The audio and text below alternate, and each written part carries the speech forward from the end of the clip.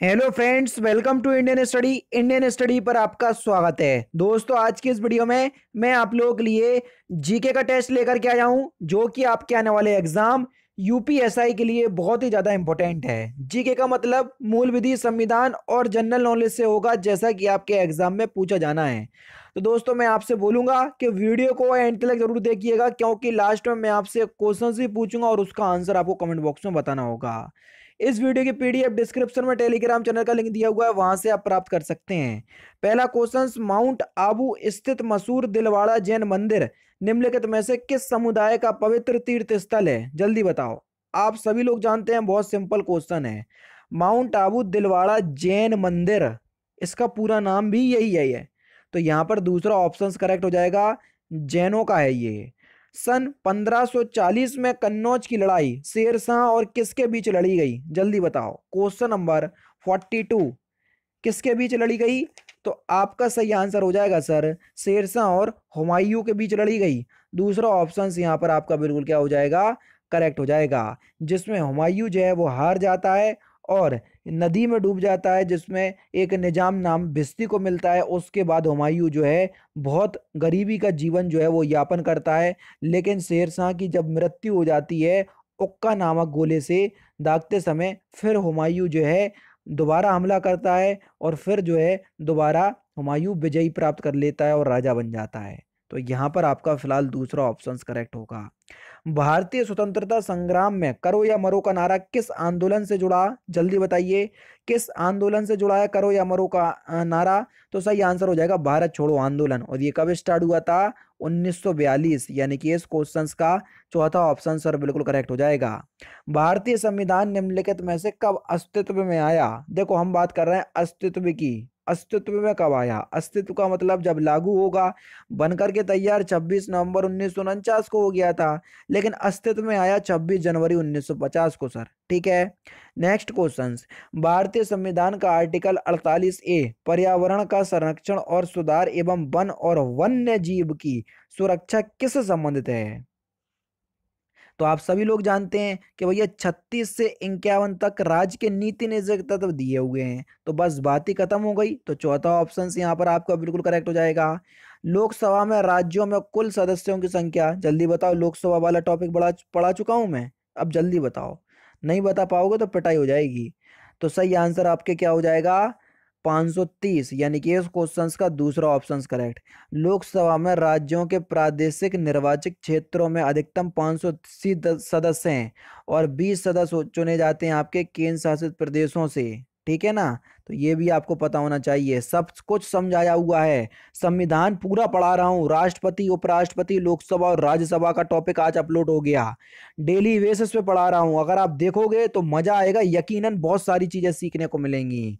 सौर ऊर्जा किसके द्वारा उत्पन्न होती है सर? जल्दी बताइए। सौर ऊर्जा किसके द्वारा उत्पन्न होती है? तो आपका सही आंसर हो जाएगा संलयन अभिक्रिया से या संलयन प्रक्रिया से। यानी कि पहला ऑप्शन बिल्कुल करेक्ट हो जाएगा। हिमालय पर्वत किस प्रकार के पर्वत का उदाहरण है? हिमालय पर्वत किस प्रकार के पर्वत का उदाहरण है? तो आपका जो सही आंसर हो जाएगा वह क्या हो जाएगा? परतदार पर्वत का। जी हाँ दोस्तों, वलित पर्वत या परतदार पर्वत, ये एक ही नाम होते हैं दोनों। ठीक है। जिनका निर्माण वलन नामक भूगर्भिक प्रक्रिया के तहत हुआ है, उनको हम वलित या परतदार पर्वत कहते हैं। और हिमालय पर्वत जो है ये परतदार पर्वत का उदाहरण है। अल्पास पर्वत भी परतदार पर्वत का उदाहरण है, जो कि यूरोप में है। ठीक है ना? रॉकी भी यहीं का उदाहरण है। ठीक है। भारत में हरित क्रांति का जनक कौन है? तो भारत में हरित क्रांति के जनक कौन माने जाते हैं?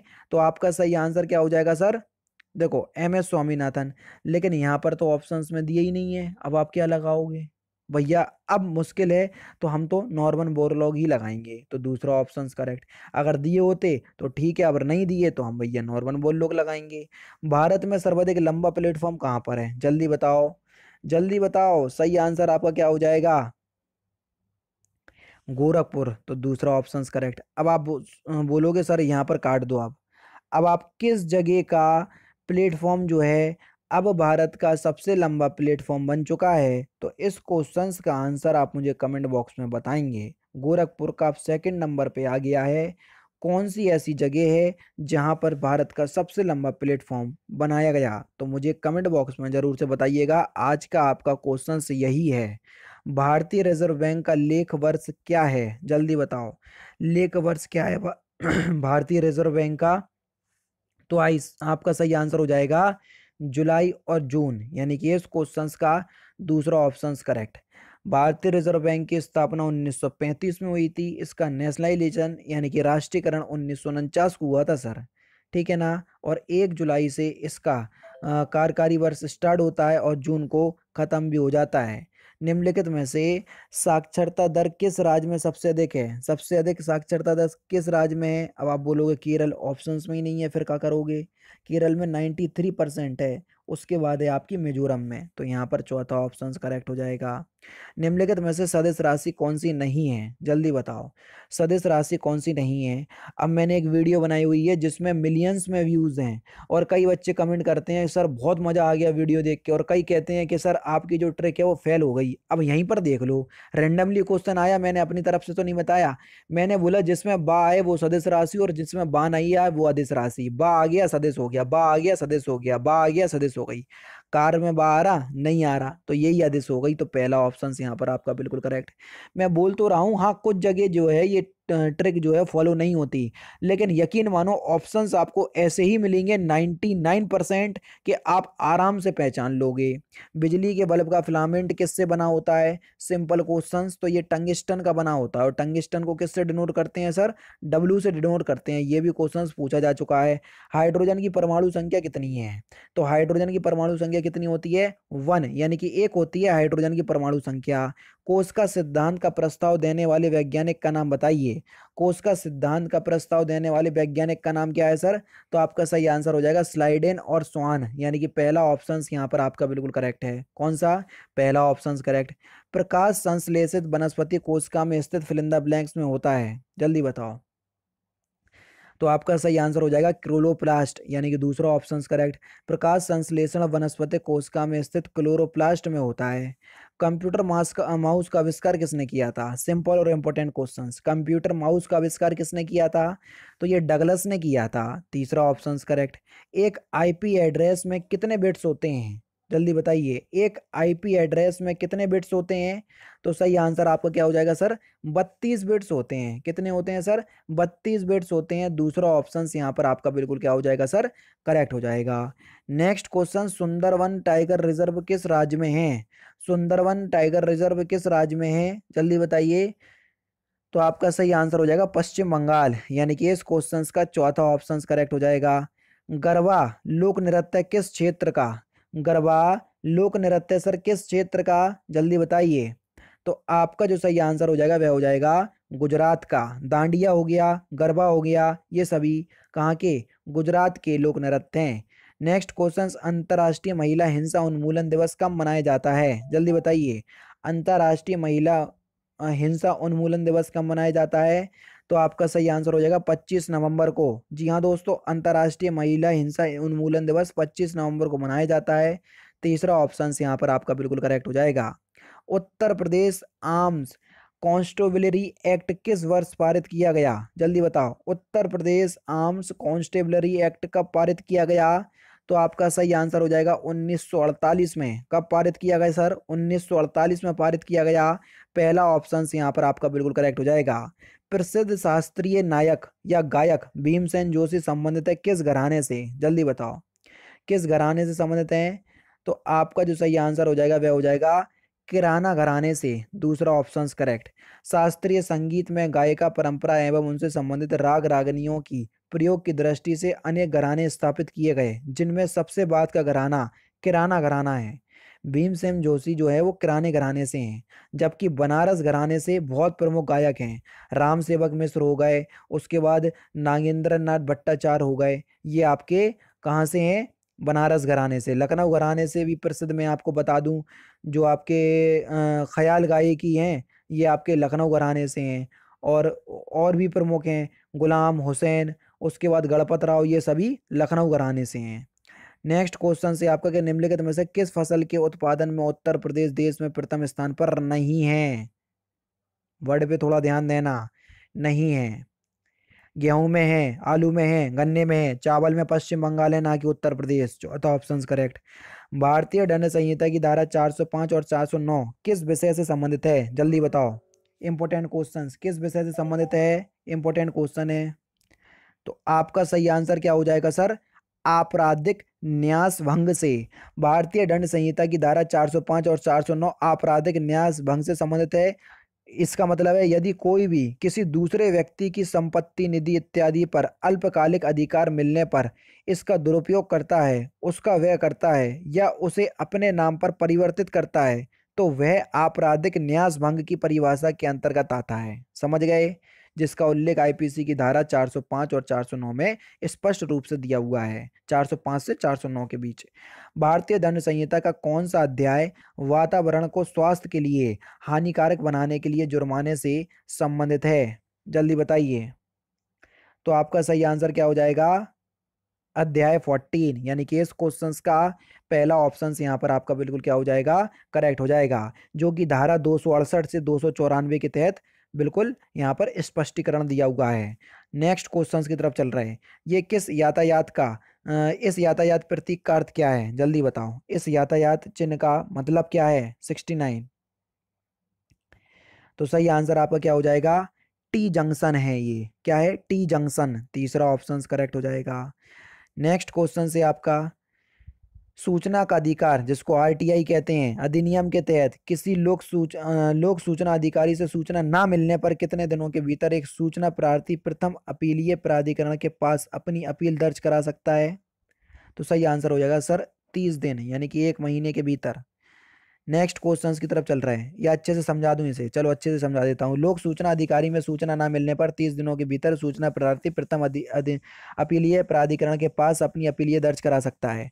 अगर प्रथम अपीलीय प्राधिकरण द्वारा सही समय पर सूचना नहीं देता है, तो सूचना प्रार्थी जो सूचना को मतलब डाल रहा है, 45 से 90 दिनों के बाद केंद्रीय सूचना आयोग या राज्य सूचना आयोग को पत्र भी लिख सकता है। ये ध्यान रखना। और एक बात नोट में लिख लेना कि राज्य से संबंधित सूचना राज्य सूचना आयोग द्वारा ली जाती है। ये भी ध्यान रखना। किन्हें जनहित याचिकाओं की जननी कहा जाता है? जिन्होंने अदालतों में 100 से भी अधिक जनहित याचिकाएं दायर की हैं, जिनमें प्रमुख हैं प्रख्यात भागलपुर अकफोड़वा कांड तथा विचाराधीन कैती मामला। तो आपका सही आंसर क्या हो जाएगा सर? पुष्पा कपिला हिंगोरानी। तीसरा ऑप्शन करेक्ट।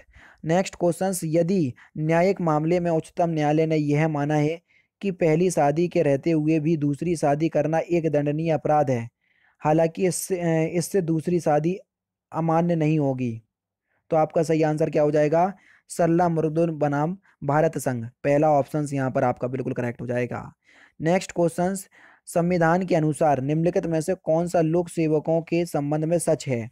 अनुच्छेद 309 अनुच्छेद 309 भर्ती और सेवा शर्तों को नियमित करने के लिए संसद को अधिकार देता है, ये आपका सही है। या अनुच्छेद 311 कहता है कि अखिल भारतीय सेवाओं का कोई भी सदस्य नियुक्ति करने वाले अधिकारी के किसी अधीनस्थ अधिकारी द्वारा हटाया या निकाला नहीं जाएगा। तो यहाँ पर देखो दोनों ही जो आपके पॉइंट दिए हुए हैं या कथन दिए हुए हैं सही हैं। चौथा ऑप्शन यहाँ पर आपका बिल्कुल क्या हो जाएगा? करेक्ट हो जाएगा।